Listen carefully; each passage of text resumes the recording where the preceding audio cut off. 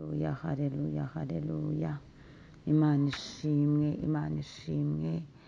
Ndabasuhuje mu izina rya Yesu Kristo, abo tubana mu mwanya wa niba turi buri gitondo, wowe uri hano mu gihugu cyacu cy'u Rwanda, abari ku migabane itandukanye y'isi, aho muri hose, ndabashuje mu izina rya Yesu Kristo, mbifurije umunsi mwiza, umunsi w'amahirwe, umunsi wo kwagurirwamo, umunsi wo guhura n'igitangaza cyawe, umunsi wo guhura n'umugisha wawe. Imana ihabwa icyubahiro, Imana irabyemeye, ubyutse uri amahoro, ubyutse ugihumeka, yereza Imana icyubahiro. Imana nishimwe cyane.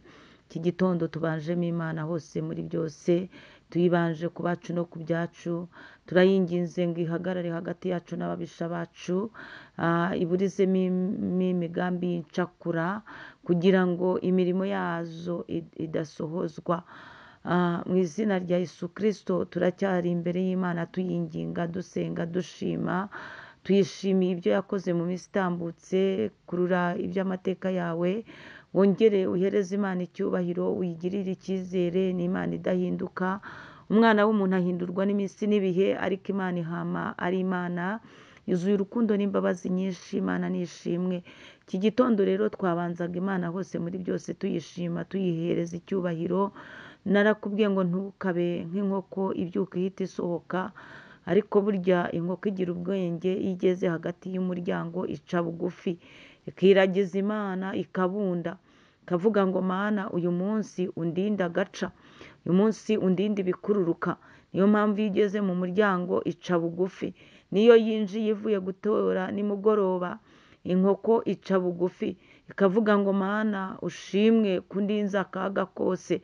Rero hari uturemwa Imana yaremye dukora utuntu tw'utumenyetso ukagira ngo ipfuye kubikora gusa.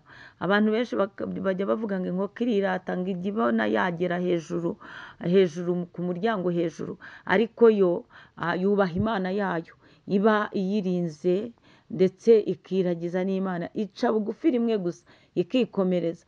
Uzayicunge, ikunda gukora ako kantu. Ndavugana n'abantu wenda boroye inkoko, muzabicunge, irabikora kenshi. Rero inkoko ntigomba kuturusha kubaha Imana, ahubwo twebwe tujye tubyuka duce bugufi mu mitima yacu, mu migambi tubyukanye, habemo guca bugufi no kubaha Imana. Nakubwiraga ngo ibyo ujye ubikora mu mutima wawe, ubanze Imana muri proje zawe, ubanze Imana aho ugiye n'ibyo ugiye gukora. Imana ishimwe cyane, uyibanze ku bawe no ku byawe. Imana ihabwa icyubahiro. Turacyari mu ijambo ry'Imana, turacyasenga Imana, kuko gusenga ni uguhozaho, kandi gusenga ni imibereho. Ushobora kuvuga uti jyewe numva igihe nasengeye bihagije. Ntabwo bihagije, kuko ibiri imbere yawe ntabwo ubizi. Biragusaba gukomeza gusenga no kwinginga Imana ngo ibigukize kandi ikurengere, igusohoreze amasezerano y'ibyo yavuganye nawe. Imana nishimwe cyane. Iki gitondo muri kumwe na Bishop Leonire, umushumba w'itorero Elayon Mountain Church mu Rwanda. Dukomeje kuba mu bihe byiza byo gusenga no kwinginga Imana, dukomeje kwizera Imana no kwitumbira. Imana nishimwe. Wowe dufatanya muri uyu mwanya, Imana ikumpera umugisha. Wowe rwose njya mbona buri gihe tuba turi kumwe, Imana ijye kududubizaho umugisha mu mirimo y'amaboko yawe. Imana ikwagure, kandi Imana ijye inagusetsa. Ni ukuri abantu tuba dukeneye guseka, ntabwo biba ari ngombwa ko duhora mu marira, ntabwo biba ari byiza ko duhora twumva rwose tutaguwe neza. Imana inagusetsa, ariko uvuge ngo ahwi mbonye Imana. Imana nishimwe cyane.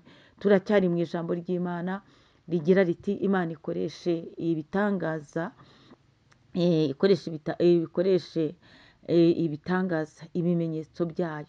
Imana nishimwe. Abantu bemezwa n'ibimenyetso. Ushobora kubabwira ngo Imana yagukoreye igitangaza, ariko batari kubibona ngo babibone fizikali, babibonesha amaso yabo, ntabwo babyemera. Ntibemera ko Imana yakoze. Ushobora kubabwira ngo Imana yarandinze, irandengera, ariko bakumva ari ibintu biri rusange. Ariko iyo Imana ikoze ikintu cy'ikimenyetso kibemeza, 50% by'abagupingaga baravuga ngo uriya muntu afite Imana. hanyuma abandi bakavamo ibyiciro bitandukanye.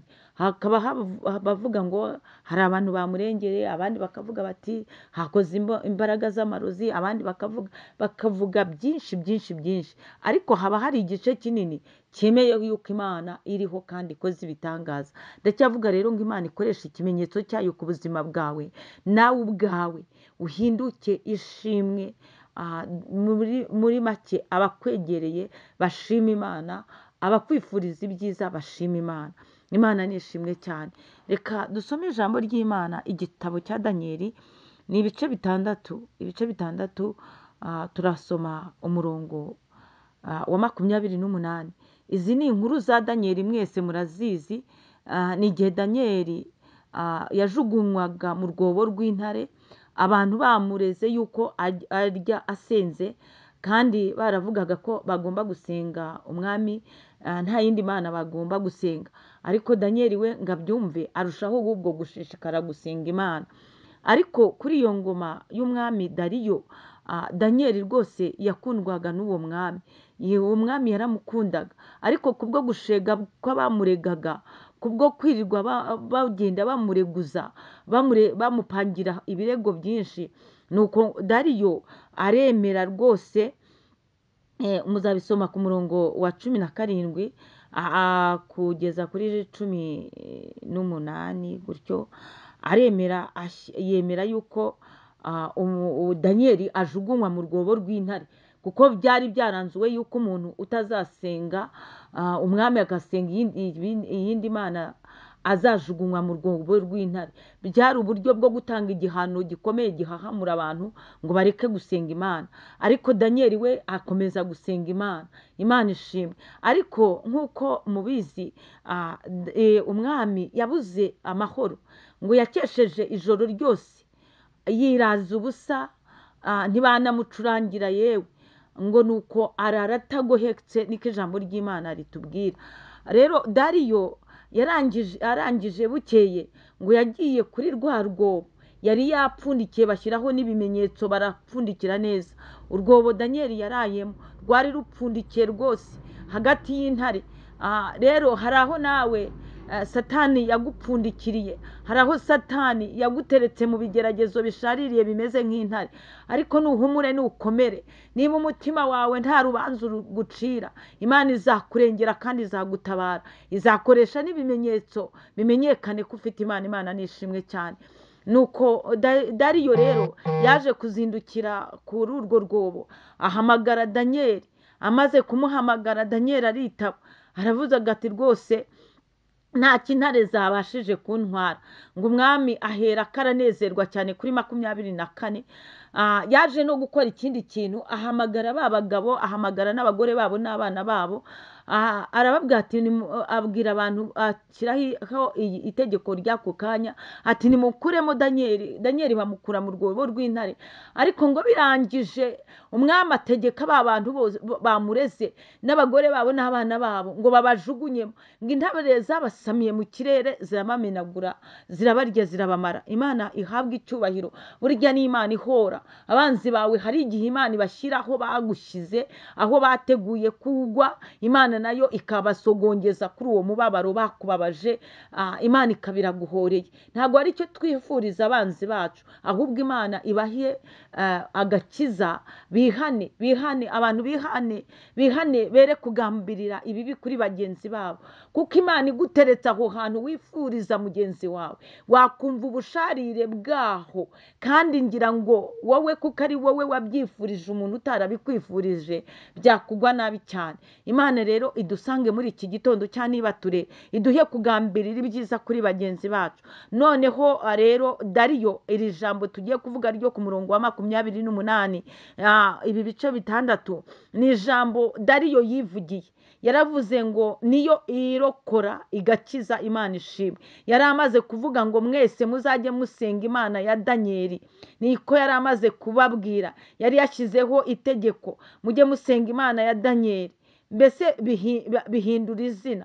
Ba bantu bavugaga ko Daniyeli atagomba gusenga, yakoze icyaha, Imana ikorera mu mwami Dariyo ashyiramo iteka n'itegeko ngo mujye musenga Imana ya Daniel. Ageze kuri 28 bivuga neza ngo iyo Mana niyo irokora igakiza. Haleluya, Imana ishimwe cyane. Niyo irokora igakiza, ikora ibimenyetso n'ibitangaza mu ijuru no mu isi, kandi niyo yakijije Daniel inzara z'intare. Hereza Imana icyubahiro. Iyo Mana nkubwira, iyo Mana Dariyo yavuze, iyo Mana Daniel yiringiye, iyo Mana niyo nawe ugomba kwiringira. Iyo Mana niyo irokora, kandi iyo Mana niyo ikiza. Iyo Mana niyo irokora igakiza. Iyo Mana niyo yagukiza ako kagurimo. Iyo Mana niyo yagukiza ubwo burwayi ufite. Iyo Mana niyo yakurokora ikagukura muri ubwo buzima budasobanutse. Iyo Mana niyo yakurokora ikagukiza iyo ndwara. Imana ishimwe. Niyo yagukiza. Imana ihabwa icyubahiro, kandi niyo ikora ibimenyetso n'ibitangaza. Imana rwose uyu munsi muri iki cyumweru ikore ibitangaza, ikore ibimenyetso bimenyekana bigaragaza ko wasenze Imana. Imana ishimwe. Shalom shalom, muhaye muronke, mugendane n'Imana. Imana ibagurira imbago. Imirimo y'Imana ni myiza.